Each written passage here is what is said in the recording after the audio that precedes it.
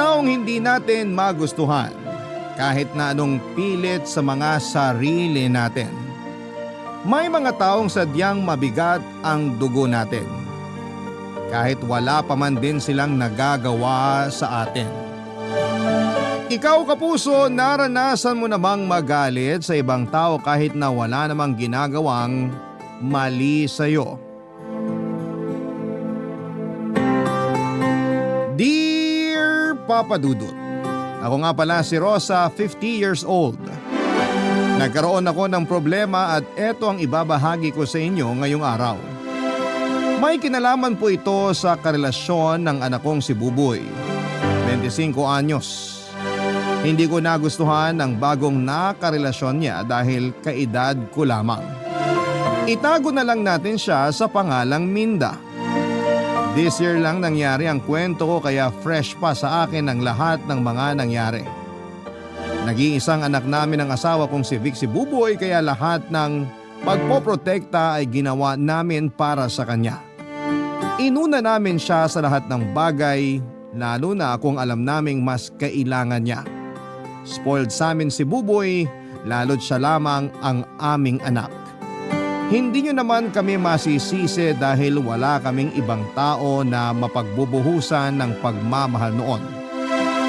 Hindi na ako pinalad pa na magkaanak at mabigyan ng kapatid si Buboy. Nagkaroon ng problema sa aking obaryo. Kaya naman tinanggap na lang namin ang asawa kong si Vic na kay Buboy lang namin paiikutin ang mundo namin. Lahat ng gusto ni Buboy ay binigay namin sa kanya. Maging masaya lamang siya sa piling naming mag-asawa. Kahit mga bagay na tinututulan namin ay nagawa pa rin namin siyang pagbigyan. Kahinaan naming mag-asawa si Buboy. Hindi namin siya magawang tanggihan kahit na masama ang loob namin. Iba pa rin kasi ang pakiramdam kapag nakita mong masaya ang anak mo sa pagsabi mo ng oo sa kanya. Hindi na nga rin siya nagtuloy sa kolehiyo dahil nakatamaran na niyang mag-aral. May kahinaan sa utak ang anak kong si Buboy kaya kailangan niya ng gabay. Pero hindi namin siya napilit na ipagpatuloy ang pag-aaral dahil hindi na raw talaga niya kaya. Hindi man namin sinang-ayunan yon ay wala na rin kaming nagawa, Papa Dudut. Akala namin ay doon lang kami magkakaroon ng problema sa anak namin. Hanggang sa pinakilala na nga niya sa akin ang karelasyon niyang si Minda. Isang bagay na hindi ko po inaasahan. Kakarating ko lang noon sa bahay isang hapon ng Lunes nang ibalita sa akin ni Buboy na meron na siyang karelasyon.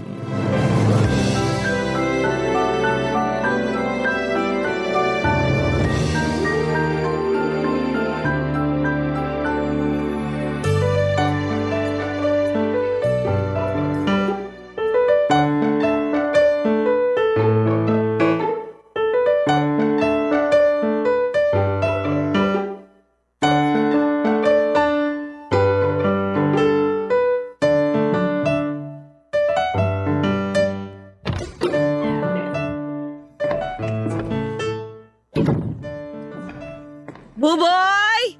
Vic! Asan kayo? Nay, nandyan na po pala kayo. Nasaan ang tatay mo? Hindi pa po dumarating. Baka naipit na naman po sa traffic. Oh, kumain ka na ba? Kinain na po namin ni Minday na tira nating ulam kaninang tanghali. Minda? Girlfriend ko po. Talagang hindi na kayo nagkabalikan ni Melody? Nay naman, isang taon na nung naghiwalay kami. Umaasa pa rin kayo na magkakabalikan kami. Akala ko kasi pang forever na kayo eh. Si Minda na ang forever para sa akin. Naku ganyan din naman ang sinabi mo nung kayo pa ni Melody. Iba si Minda. Mature mag-isip, hindi toxic, bihira kung tuyuin. Oy sige, basta masaya ka at hindi ka niya sasaktan, walang problema sa akin. Kailan mo ba siya ipapakilala sa amin ng tatay mo? Ngayon na po. Ngayon na? May kinakausap lang siya sa cellphone niya sa kwarto ko. Palabas na rin siya. Buboy, okay na ako. Ayan, sakto. Nay, ipapakilala ko lang si Minda. Girlfriend ko. Minda, nanay ko. Ikaw si Minda? Opo, magandang gabi po. Wag mo na akong puin. Parang magkaedad lang naman tayo eh. Mas matanda naman po kayo, Nay, ng ilang buwan.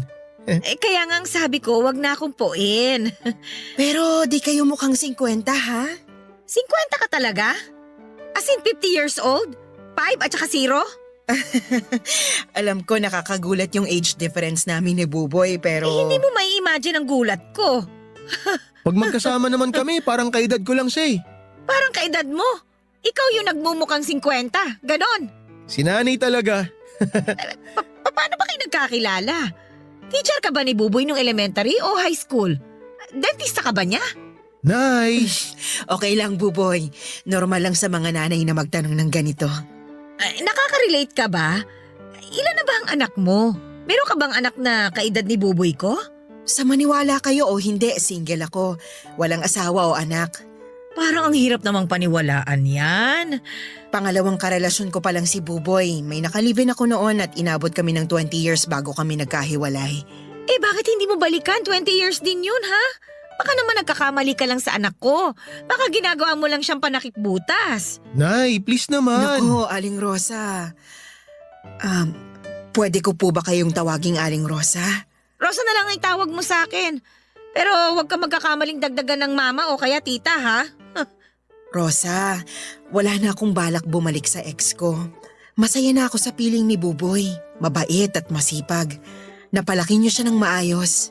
At sana huwag mong sirain. Uy, Nay! Nagbibiro lang naman ako. Kung dyan kayo nakakakuha ng saya sa mga sinasabi niyo, pagbibigyan ko kayo. Mabuti naman at nagkakaintindihan tayo. Bakit naman di ko maiintindihan ng kapwa ko matanda? Oo nga pala, bagay sa inyo ang stockings na gamit niyo. Di halata ang varicose veins niyo. Saan ba pwedeng umorder niyan? Parang umusok noon ang magkabilang tenga ko sa mga pasimpleng lait na sinabi ni Minda, Papa Dudut. Hindi ko lang pinahalata dahil ayaw kong magmukhang talunan sa aming dalawa. Marami rin siyang naging pasaring bago siya hinila ni Buboy para ihatid na. Nakahalata siguro si Buboy sa tensyon sa aming dalawa kaya minabuti niyang ilayo na sa akin si Minda. Hinintay ko siyang makauwi para masermonan ko pero tinawagan niya ako para ipaalam na kay Minda muna siya matutulog. Alam kong nagdadamdam ng konti si Buboy pero ayaw niya lang pag-usapan yon. Mas okay na rin yon na isip ko. Kesa naman mag-init kaming pareho at mauwi pa kami sa away na mag-ina. Hindi na rin ako nakakain after ng umalis silang dalawa dahil nawala na ako ng gana. Sinubukan ko manood ng TV pero lumilipad ang utak ko noon. Binuksan ko ang radyo para makinig ng music pero ganun pa rin ang mga nangyari. Wala pa rin ako noon sa hulog dahil sa nangyari sa aming tensyon ni Minda. Nag-overthink na rin ako at kung saan-saan napunta ang isipan ko.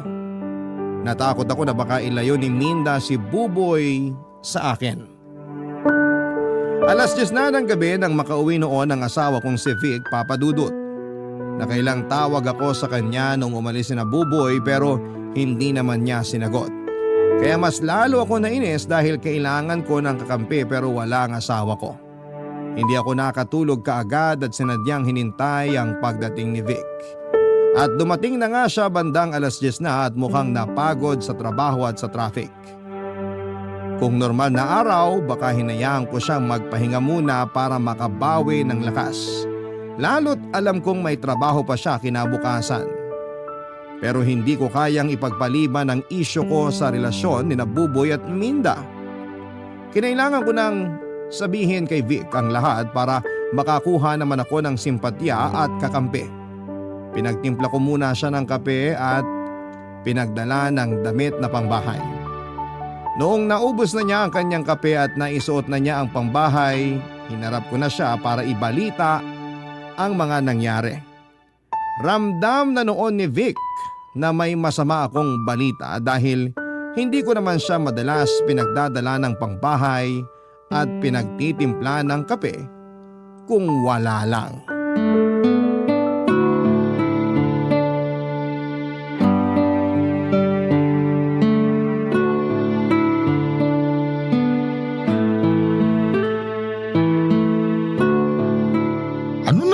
masamang nangyari? Ha? Sabihin mo na. Paano mong nalaman na may masamang nangyari? Sumasideline ka na rin ba bilang manghuhula? Pinagtimpla mo ako ng kape. Binigyan mo ako ng pambahay. Sinyalis yun na may hindi magandang nangyari. Ay, may girlfriend na si Buboy. Minda ang pangalan. O ano masama ron? Binata naman yung anak mo. Dinala niya rito kanina. Hindi ko nagustuhan. Ganyan naman kayo mga nanay eh. Lagi kayo hindi boto sa mga babaeng dinadala ng mga anak niyong lalaki. Iba to, Vic! Ganyan ka rin kay Melo din nung unay pakilala siya sa atin ni Buboy. Isang linggo ko lang siyang hinusgahan, ha? Nagustuhan ko rin naman siya pagkatapos nun. Di ba nga, lagi ko pa siyang pinadadalhan ng medyas at panty tuwing birthday niya. O ano bang maliro sa karelasyon ni Buboy ngayon? Hulaan mo! Hindi ako sumasideline bilang manghuhula. Sabihin mo na lang sa akin kasi nawawala na epekto ng paracetamol na ininom ko. Sasakit na naman tong ulo ko. Kaedad natin yung bago niyang girlfriend. 50 na rin? Ano ba akala mo sa atin? 60 years old? Kinaklaro ko lang naman. Mali yun eh. Kung hahanap si Buboy ng karelasyon, dapat kaedad niya o mas bata sa kanya. Hindi yung tipong kabatch pa natin nung elementary. Hindi yung mga kasabay pa natin papunta kay San Pedro. Ano bang magagawa natin? Na-inlove si Buboy eh. Ay, nabulagan siya kamo. Baka may mommy issue si Buboy kaya siya pumatol sa kaedad natin. Hindi kaya may lihim na sama ng loob si Buboy sa akin? At ginagamit lang niya si Minda para gumante? Kailangan kong masabihan si Minda para magkahiwalay sila. Ano ba nakakatawa doon? Seryoso ako, Vic, ha? Masaya lang ako na nakikita kang praning. Nanay ka nga talaga. Pero dapat tandaan mo, nasa tamang edad na si Buboy. May karapatan na siyang pumili ng taong mamahalin niya. Ah, ganon. Sige, magkampihan kayong mag-ama. Hubarin mo na rin yung damit mo para maibalik ko na sa cabinet. Matulog kang walang suot. Kabaging ka sana hanggang Sabado. Rosa naman, akala ko hinihingi mo opinion ko. Hinihingi ko, nakampihan mo ako. Ay, talaga bang 50 anyos na si Minda? Oo nga! Nakikita ko na ang punto mo. Dapat kanina mo pa nakita. Hindi ngayon matapos kung hilingin na kabaging ka. Hindi nga naman magandang kaedad natin ang karelasyon ni Buboy. Hindi maganda para sa ibang nakakakita. Ayan, tama ka dyan. Asan ba si Buboy na mapagsabihan ko? Wala siya rito sa bahay. Doon daw matutulog kina Minda. Napansin siguro na naglalaitan na kami ng pasimple ng girlfriend niya kanina. Nilait ka nung Minda? Aba, hindi naman pwede yun. Dapat yan ang una mong sinabi. Hindi naman ako papayag na laitin ka ng kahit na sino. Ay dapat nga. Yan nga ang una kong sinabi. Ay, nakakainis talaga. Hayaan mo, kapag bumalik dito yung Minda na yon, pagtulungan natin. Hahanap tayo ng mali sa itsura niya.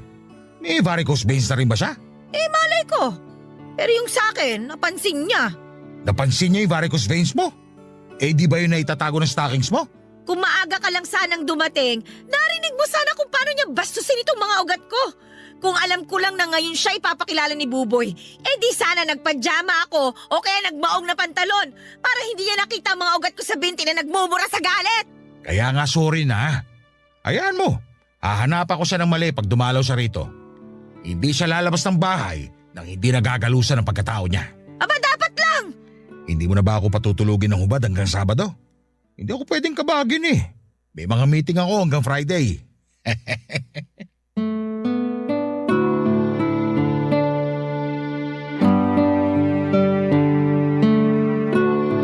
Papadudot kahit papaano naman ay naibsan ang inis ko kay Minda ng kampihan ako ni Vic. Alam kong hilaw ang naging pagkampi niya sa akin pero ayos na rin yon para sa akin. Gusto ko lang din talaga na may mapagsabihan noon ng sama ng loob ko. Nagtimpla ko ng gatas after ng pag-uusap naming mag-asawa tungkol kay Minda. Nagbago kami ng pag-uusapan para naman hindi ko maidala sa pagtulog ang galit ko. Kaya lang din naman ako pinalad na hindi yon maidala sa kama. Dahil noong nakahiga na kaming mag-asawa ay naalala ko na naman ang inis ko kay Minda. Sinubukan kong ibahin ang iniisip ko pero bumabalik-balik pa rin si Minda sa diwa ko. Napabangon tuloy ako para pumunta ng kusina para magtimpla ng tsaa, baka sakaling mapakalma ako. Pero hindi yun naging effective sa akin. Parang lumala pa nga noon ang inis ko.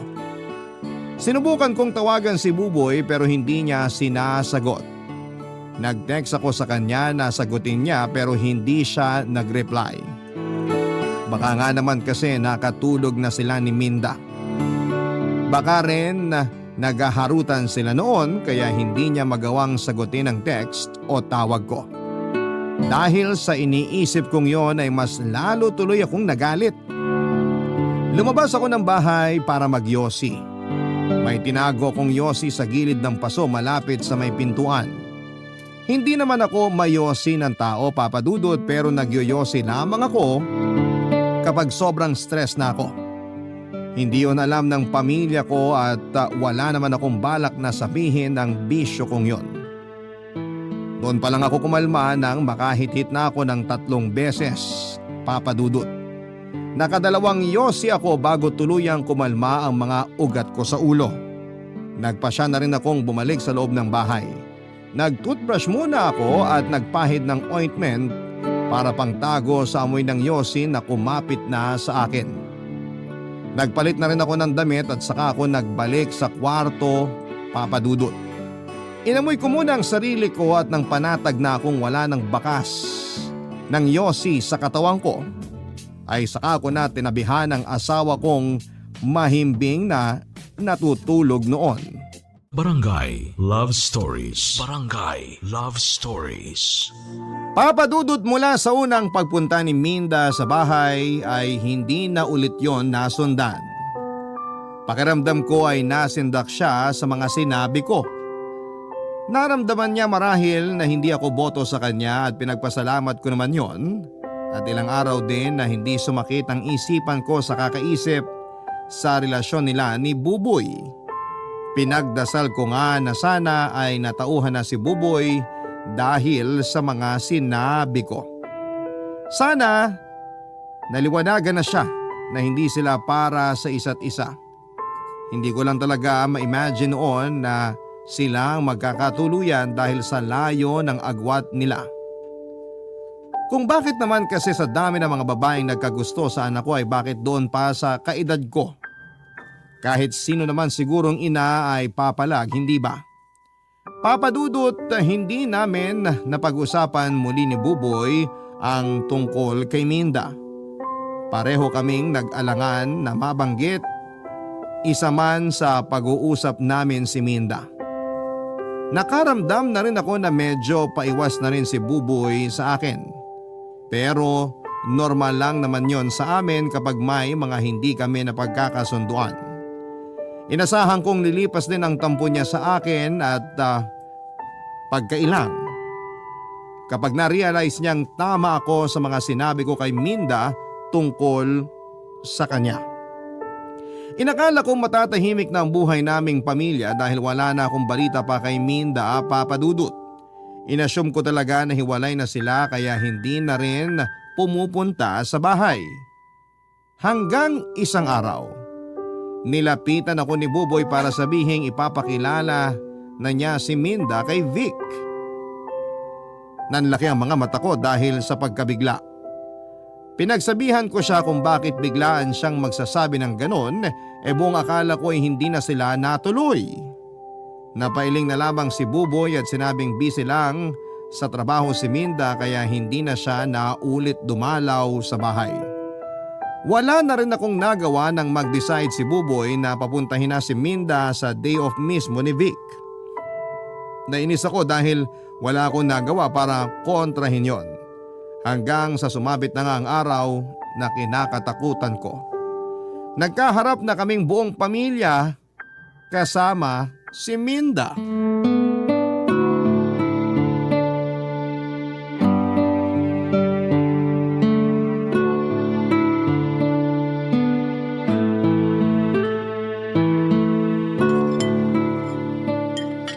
Minda, kumusta naman yung ginisang ampalaya? Masarap ba? Oo, namiss ko yung pait. Sobrang pait. Makakatulong to sa dugo ko. Ikaw ba ang nagluto? Ako ang nagluto. Kaya naman pala. Anong kaya naman pala? Kaya naman pala. Masarap! Mas plastic pa sa timba. Ano po yon? Sabi ko, wag mo na akong puin, di ba? Tandaan mo, magkaedad lang tayo. Sorry ha. Minsan kasi nakakalimutan ko lalo kapag napapatingin ako sa legs mo. Joke lang. Saan ka nga pala nagtatrabaho, Minda? Nagmamanage ako ng online flower shop sa ibang bansa. Flower shop? Parang yung kay Buboy din pala, no?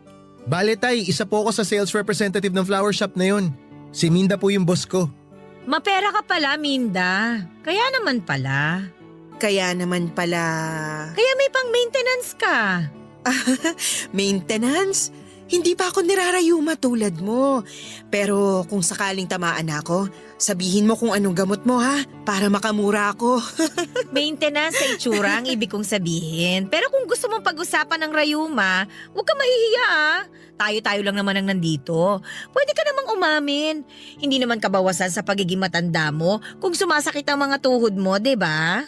Ano bang aaminin Alam nyo ba tay na may biniling lupa si Minda sa Laguna? Malawak at maraming mga puno na namumunga ng prutas. Merong nyog, lansones, guyabano, may rambutan din. Matutuwa kayo tay. Balak namin ni Buboy na magpagawa ng tilapia farm doon sa lupa naming yon. Lupa nyo? May ambag ka ba ron, Buboy? Wala po, pero ako naman po magbabantay sa construction habang busy si Minda. Bala ko na rin po mag-resign para makapag full time ako dun sa lupa namin. Lupa ni Minda. Hindi nyo lupa. Nakakahiya naman anak. Wala kang ambag dun. Hindi kita pinalaki para angkinin ang lupa ng ibang tao. Angkinin mo na lang yung lupa ng lola mo sa Surigao. Makipag-away ka sa mga pinsan mo. Hindi kita pipigilan. Lupa namin ni Buboy yon. Binili ko yon para sa amin. Tsaka lang magiging legal sa inyo yon kapag kinasal na kayo. Sa ngayon, baka pwedeng sa'yo lang muna yung lupa. Thank you na lang sa offer, ha? May masama ba kung i-share ko yung properties ko kay Buboy? Boyfriend ko naman siya. Ay wala namang masama. Masyado lang kasing maaga para mag-share kayo ng mga ganyan. Hindi naman yan parang ulam lang na pwedeng i-share eh. May share pa rin naman ako, Nay. Ako nga yung magbabantay sa construction. Bali yun yung pinaka-share ko. Uy, ano bang alam mo sa construction? Kwarto mo nga hindi mo maayos eh. Ilang beses ko nang pinapagawa sa yung bintana mo, pero wala pa rin. Hindi ba, Vic? Ha? Isa ka pa eh. Hindi ka ba nakikinig? Nagtatalo na kami rito sa lupa, pero ikaw dyan… Hindi ko rin kasi alam kung bakit kailangang pagtalunan yung lupa ko ako naman ang bumili nun. Kaya nga! Kaya dapat hindi mo sinasabing lupa ninyo ni Buboy. Ikaw lang naman ang bumili nun eh. Papaasahin Rosa. mo lang tong anak ko. Kapag nagkahiwalay na kayo, nga na siya. Buboy anak, marami tayong lupa sa paso. Makontento ka na lang muna ron. Sino po bang nagsabi sa inyo na maghihiwalay kami ni Minda, Nay? Kakasimula nyo pa lang. Huwag mo na magplano ng mga ganyang bagay. Kilalanin nyo muna ang isa't isa. May tsansa pa na na makakilala ka ng mas compatible sa'yo. Yung bang kaedad mo at saka… Hindi yung kaedad nyo. Naintindihan ko kayo. Alam ko namang una pa lang, di na kayo boto para sa akin kay Buboy dahil sa agwat ng edad namin. Hindi ko yun mamasamain. Vic, hindi ba may sinasabi ka nung nakaraan? Mabuti pa, tapusin na lang natin itong kinakain natin para makapagpahinga na tayong lahat. Vic! Mukhang di ko na rin mauubos tong ampalaya. Masyado nang pumapait Baka ma-high blood na ako. Mauna na rin ako para di maabutan ng ulan. Tara na, Buboy. Nagmadali na ngang umalis sina Minda at Buboy, Papa Dudut. Tinanong ko si Buboy kung anong oras siya makakauwi pero sinabi niyang doon na lang muna siya kina Minda matutulog. Naramdaman kong may tampo si Buboy sa akin pero hindi niya pinahalata sa harapan ni Minda. Nakangiti naman si Minda na nagpaalam kahit alam kong napipilitan lamang. Nawala na ako ng gana sa kinakain ko. Hindi makatingin noon sa akin si Vic dahil alam niyang galit ako. Niligpit ko na ang mesa kahit kumakain pa si Vic. Pinaramdam ko sa kanya ang galit ko dahil wala man lang siyang tinulong para mapagkaisahan namin si Minda. Ang ayos pa ng usapan namin noon na kakampihan niya ako. Sinabi pa niyang siya na ang bahala kay Minda. Umasa ako na tototohanin niya ang sinabi niyang paghihiwalay niya ang dalawa pero hindi naman yon nangyari. Nagdadabog ako noon habang naguhugas ng plato. Nakabasag na nga ako ng 2 pinggan at 1 baso. Nahalata naman yun ni Vic at niyakap ako patalikod. Mas lalo lamang ako nagalit imbis na kumalma. Hinarap ko siya para pag-usapan namin ang pangiiwan niya sa akin sa ere. Hindi lang daw siya nakasingit sa usapan namin ayon kay Vic. Masyado raw akong pinangunahan ng emosyon at hindi na raw ako nakapag-isip kaya lumala ang sitwasyon. Nagalit ako lalo kaya yung bula mula sa hinuhugasan ko pinahid ko sa noo niya. Pinaghugas ko siya ng pinagkainan at ako naman ay pumanhik na sa kwarto para mag-check ng BP ko. Na-high blood ako sa mga nangyari, Papa Dudut. Sinubukan kong tawagan si Buboy para pauwiin para makapag-usap kami. Sinabi naman niyang uuwi na lamang siya bago magtanghali kinabukasan. Wala na rin akong nagawa kundi ang pumayag na lamang dahil baka mas lalong magtampo sa akin ang anak ko. Noong natapos naman si Vic na maghugas ng pinagkainan ay pumasok na rin siya ng kwarto. Nilambing niya ako at nagsorry dahil sa pag-iwan niya sa akin sa ere. Nagkunwari akong nagtatampo pa pero nawala yon lahat ng sinabi niyang sa susunod na pagbalik ni Minda sa bahay ay magsasalita na siya. Nabuhayan ako ng loob at sinabi ko rin sa kanya na pagka-uwi ni Buboy kinabukasan ay pwede na niyang simulang siraan si Minda habang wala nga ang kontrabidang babaeng yon, Papa Dudut.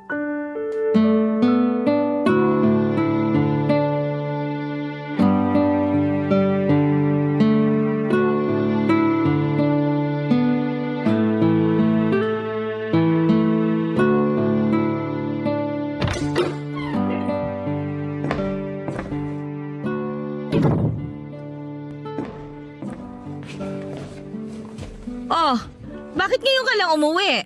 Sorry po, Nay. Si tatay po, nasan? Sabi mo bago magtanghali nandito ka na sa bahay. Pababa na ang araw ah. Naglambing kasi si Minda na mag-lunch muna kami bago ako umalis. At hindi mo man lang naisip na gusto ka rin naming makasabay magtanghalian? Niluto ko pa naman ang paborito mong adobong atay at balon-balunan. Pwede naman po akong kumain ulit. Konti lang din naman yung kinain ko kanina. Buboy, kararating mo lang ba? Vic, pagsabihan mo nga itong anak mo ha. Hindi tumutupad sa usapan. Ang sabi bago magtanghalian, uuwi siya rito. Oo nga naman, Buboy. Nagluto pa naman ang nanay mo ng paborito mo. Tingnan mo na. Sorry na nga po. Ipainit nyo na po yung niluto nyo para makakain na ako ulit. Sabayan nyo ako ah. Wala na. Nagtampo na yung adobo. Si nanay naman. Talo nyo pa adobo sa toyo nyo eh. Walang nakakatawa ron, Vic ha. Untugin ko kayo mag-ama eh. Sorry. Oh, asa si Minda? Bakit di mo sinama rito? Marami pa tayong dapat pag-usapan. Ano kasi, busy siya. May mga ano raw, parang aasikasuhin nata. Basta ganun, tungkol sa sa work. Napaghahalataan naman niyang pagsisinungaling mo, Buboy. Ayaw na niyang pumunta rito, no? Hindi po, andito nga siya kahapon, di ba? Mas mabuti pa siguro, wag na lang siyang pumunta rito sa bahay. Nay, alam ko naman na di nyo ganun kagusto si Minda para sa akin. Pero maniwala kayo, mahal ko siya. Mahal mo lang yata yan dahil may tilapia siya eh. Tilapia Farm, Nay. Tsaka matagal pa po yun. Kalmahan nyo lang. Sa bagay, kung nagawa yon, siguradong hiwalay na kayo nun. Hindi ba, Vic? Bakit po ba parang sigurado na kayo na maghihiwalay kami ni Minda? Nanay mo ako. Alam ko, ramdam ko. Pwes, mali kayo, Nay.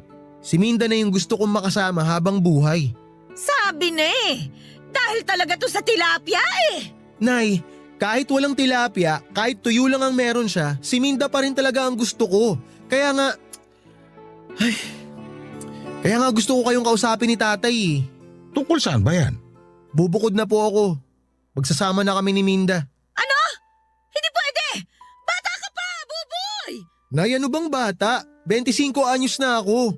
Legal na akong bumukod sa inyo. Vic, kausapin mo nga itong anak mo.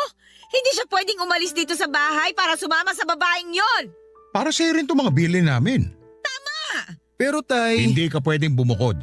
Dito ka lang sa bahay. Marami ka pang kailangan matutunan bago ka umalis. Ay… Nay, tay. Pasensya na po pero buo na po talaga ang desisyon ko. Buo na rin ang desisyon namin ng nanay mo. Hindi ka aalis ng bahay. Dito ka lang. Kung gusto mo, dito na lang kayo sa bahay magsama ni Minda para makasama ka pa rin namin. Nanlaki ang mga mata ko sa huling sinabi ni Vic.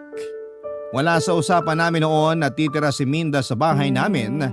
Hindi ko nga sinang-ayunan na bumukod si Vic or si Buboy, pero mas lalong hindi ako sasang-ayon na magsama silang dalawa ni Minda sa poder ko pa. Natuwa si Buboy at niyakap ang tatay niya, habang ako ay nakatulala at hindi pa rin makapaniwala sa pulpol na sinabi ni Vic kay Buboy. Nagmadali na si Buboy na lumabas ng bahay para puntahan si Minda at ibalita ang mga sinabi ni Vic. Hindi na rin ako nakapagsalita pa at hindi na nakahabol pa para kontrahin ang suhestyon ni Vic Papadudut. Napaupo na lamang ako at nakaramdam ng hilo. Tumaas ata ang presyon ko at agad namang napansin niyo ni Vic. Kinuhanan niya ako ng tubig sa kusina at inabot sa akin. Imbis na kunin ay tinabig ko dahil sa galit ng tubig. Nadismaya ako sa mga nangyari, Papadudut. Hindi ko itinago yon kay Vic. Pumanhig ako ng kwarto at nagwala doon. Hindi naman sumubok noon si Vic na lapitan pa ako dahil natakot na rin siya. Hindi ko talaga alam noon kung ano ang pumasok sa isipan niya para patuloyin si Minda sa bahay namin. Nag-overthink ako habang nasa kwarto. Inisip ko ang mga mangyayari kapag nasa iisang bubong na lamang kami ni Minda. Napacheck tuloy muli ako ng BP at sa tuwing naiisip ko ang pangalan noon ni Minda ay tumataas ang presyon ko. Hindi ko talaga maintindihan kung bakit mainit ang dugo ko sa kanya. Alam ko namang normal sa isang ina na maging protective pagdating sa kanyang anak na lalaki. Pero iba talaga ang galit ko kay Minda. Inisip ko na hindi naman siguro ako buntis para paglihian ng bruhang yon. Sadyang mabigat lang talaga ang loob ko sa kanya at hindi ko kayang ipaliwanag noon sa aking mag-ama dahil paniguradong ako ang talo. Nahiga ako sa kama para magpakalma. Sinubukan kong matulog pero nabigo ako. Hanggang sa narinig ko na lamang ang pagkatok ni Vic sa kwarto. Hindi ko yon pinansin, Papadudut, hanggang sa siya na ang kusang pumasok ng kwarto at nagsorry sa ginawa niyang desisyon, Papadudut. Barangay Love Stories. Barangay Love Stories. Mabilis lang na nakalipat si Minda sa bahay. Nag-arkila siya ng 2 van para ilipat ang mga gamit niya. Halos napuno na ng mga gamit niya ang bahay ko, Papadudut. Hindi man lang nagpasabi kung ano yung mga gamit na dadalhin niya. Kinailangan ko tuloy itago yung ibang mga gamit namin para lamang hindi magmukhang masikip ang bahay. Nawala na ako ng gana na makipagtalo pa dahil alam kong kakampihan din siya ni Buboy. Ayoko na noon na sumama pa ang loob ko sa anak ko kaya sinubukan kong itigom na lamang ang bibig ko. Pero sa loob-loob ko ay puno pa rin ako ng galit noon kay Minda. Alam kong mas magaganda at mas mahal ang mga kagamitang dinala ni Minda sa bahay. Pero bilang respeto man lang sana ay hindi niya hinakot lahat. Gusto kong sabihin noon na baka pwedeng ibenta o i-donate na lamang niya ang ibang mga gamit niya pero nagpigil ako. Lalo na noong nakita kong masaya ang mag-ama ko na ginagamit ang mga yon. Mas lalo lamang akong nawala ng kakampi sa bahay dahil nagkasundo-sundo silang tatlo. Hindi na tuloy ako gaanong kakomportable noon sa sarili kong pamamahay. Sa pagdaan ng mga araw ay naging komportable na si Minda sa bahay ko. Hindi ko yon kinatuwa. Ilang oras lamang nagiging payapa ang kalooban ko tuwing nasa trabaho noon si Minda. Hindi ko alam noon kung masasanay pa ako sa sitwasyon namin. Hindi ko alam noon kung hanggang kailan ko maitatago ang inis ko. Hanggang isang araw ay nagkusa na ang loob kong ipakita ang totoong nararamdaman ko. Napadalas na ang pasaring ko kay Minda lalo tuwing naaabutan ko siyang mag-isa. Sinusulit ko noon ang mga oras na kaming dalawa lamang sa bahay para lamang maiparamdam sa kanya ang galit ko. Nung una ay hindi lumalaban si Minda. Panay lang ang ngiti niya sa akin. Kaya sinobrahan ko pa. Hindi ko alam kung bakit gusto kong lumaban siya at nangyari na nga. Isang araw, dalawa lamang kami ni Minda sa bahay. Nag-leave si Minda sa trabaho dahil hindi maayos ang pakiramdam niya. Si Buboy muna ang nagbantay ng kanyang opisina habang nasa bahay si Minda at nagpapahinga. Wala rin noon si Vic dahil nasa trabaho. Ginamit ko na nga ang pagkakataon na yon para inisin siya. Dala marahil ng sama ng nararamdaman niya ay hindi na rin niya napigilan pa na lumaban, Papa Dudut.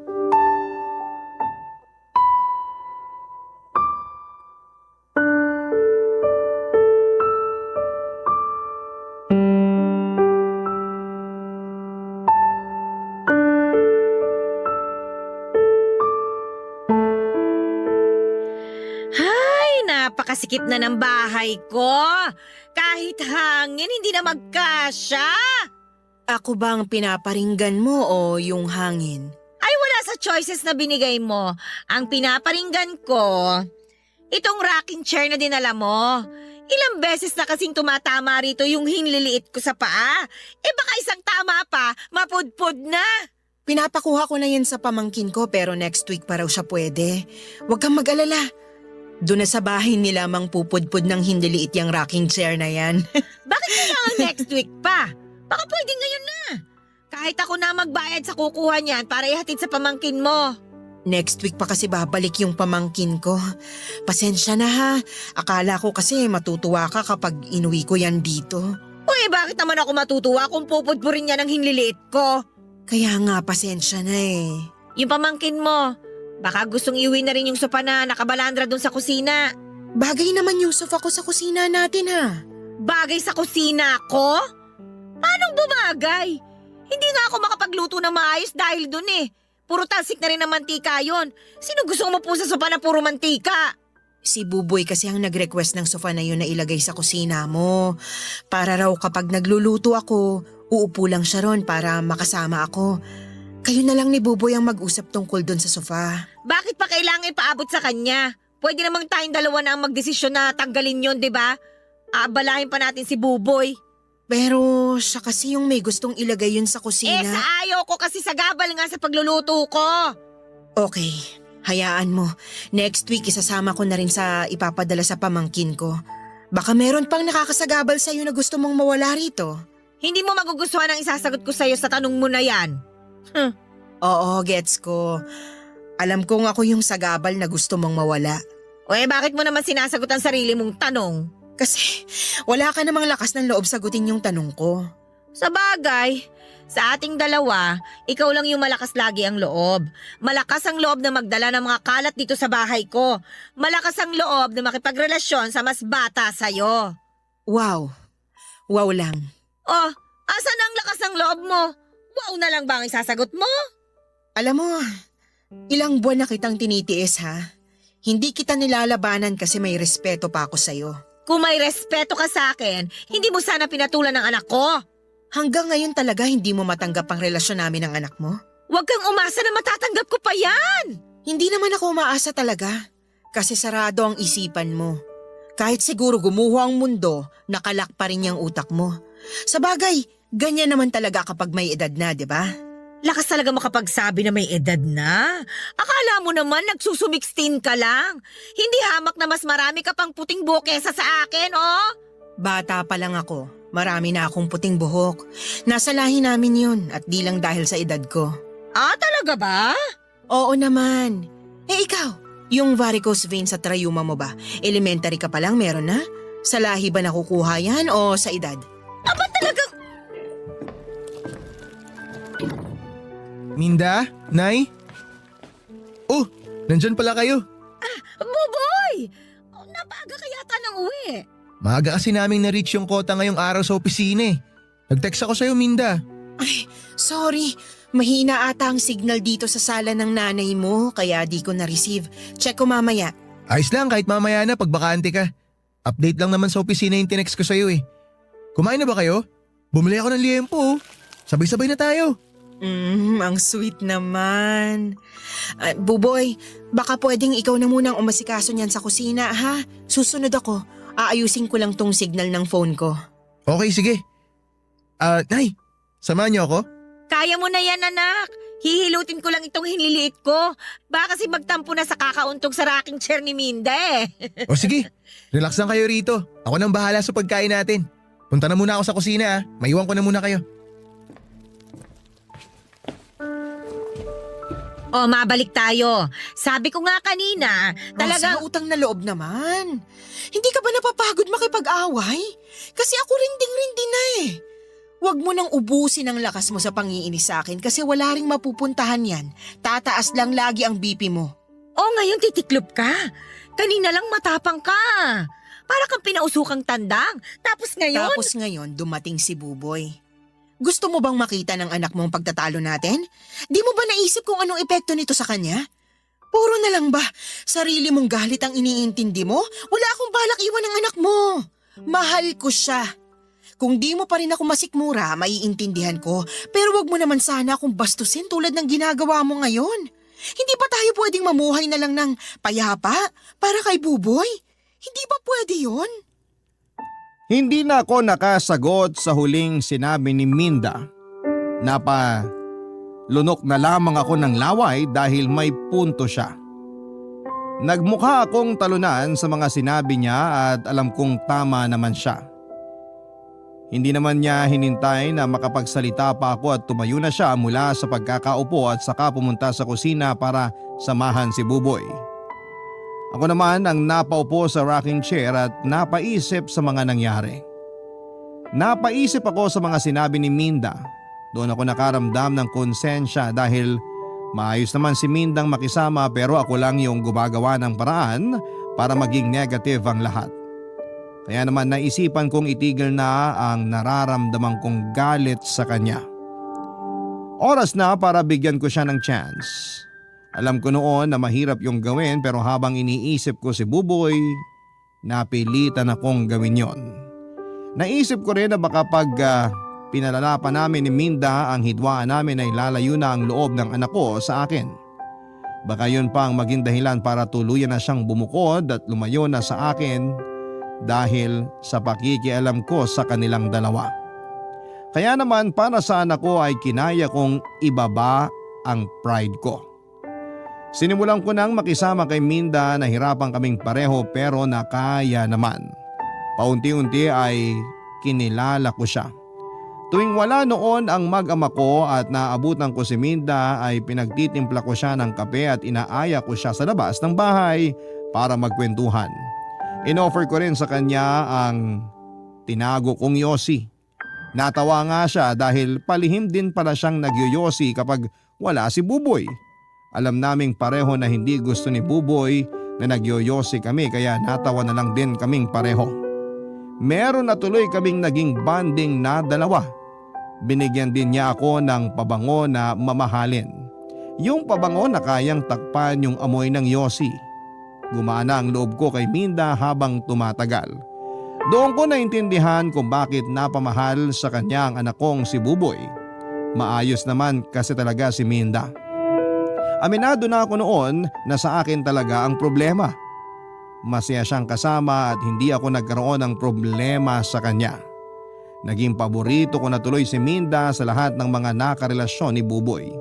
Sinabi ko yun sa kanya at sinabi rin niyang ako ang paborito niyang biyanan. Nagtawanan kami sa mga sinagot niya dahil hindi naman pala niya naabutang buhay ang magulang ng nag-iisang ex niya. Naging maayos ang lahat sa amin hanggang isang araw ay nagbago ang lahat.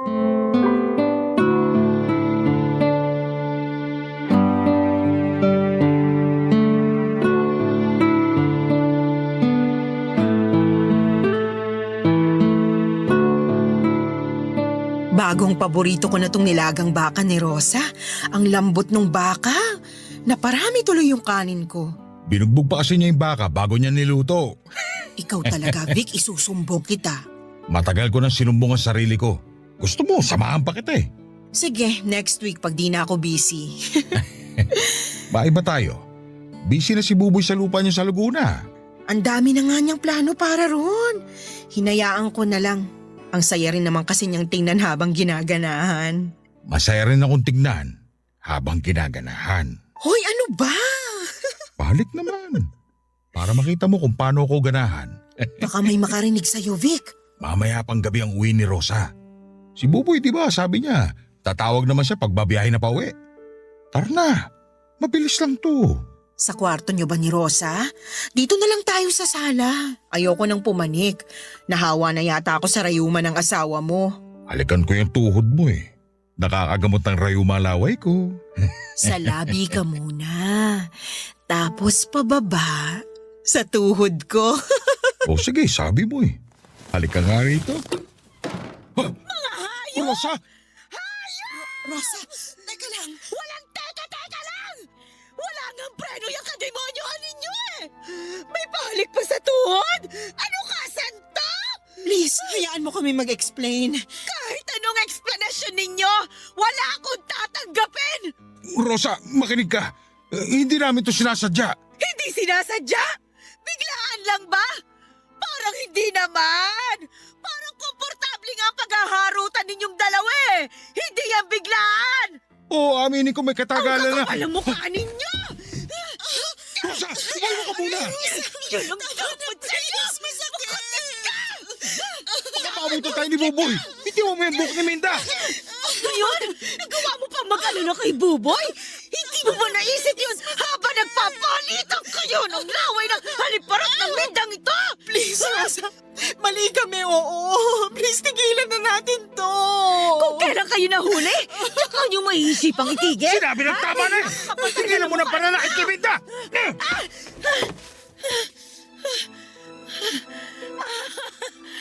Magaling! Para sa kabit mo, nagawa mo akong itulak at saktan! Para talaga sa kabit mo! Sorry kung naitulak kita. Hindi ko sinasadya. Ayaw mo kasi tumigil eh. Hindi sinasadya? Ilang beses nyo bang gagasgasin ang mga salitang yan, ha? Hindi na ako naniniwala sa salitang yan! Sinadya mo ako itulak! Sinadya mo ako saktan! Sinadya mo kumabit sa huda sa babae na to! Sorry, Rosa. Sorry. Pero please, huwag nating ipaalam to kay Buboy. Mahal ko ang anak mo. Hindi ko siya kayang mawala sa akin. Sana bago mo hinubad ang panty mo para sa asawa ko, naisip mo sana yan! Mali naman talaga eh. Mali talaga. Nagpatukso ako, oo. Nalungkot. Pasensya na. Hanggang ganyan na lang kaya mong sabihin, ha? Kasi ayoko nang depensahan ang sarili ko. Mali ako. Rosa, pag-usapan natin to. Para sa kapakanan ni Buboy. Pag-usapan natin to, pakiusap. Sa ating tatlo, ako lang ang nag-iisip sa kapakanan ni Buboy. Kayong dalawa, wala kayong ibang iniisip kundi ang init ng mga pang-ibaba ninyo. Mga hayop! Walang yaka talaga, Minda! Uy! Rosa! Sinasaktan Rosa! Paano, Buboy? Nasasaktan ako. Dapat lang masaktan ka! Kulang pa nga ito sa ginawa niyo sa amin ni Buboy eh! Tama na, Rosa! Tama na! Hindi! Wala na akong awa! Kung meron man ako natitirang awa, para na lang yun sa anak ko!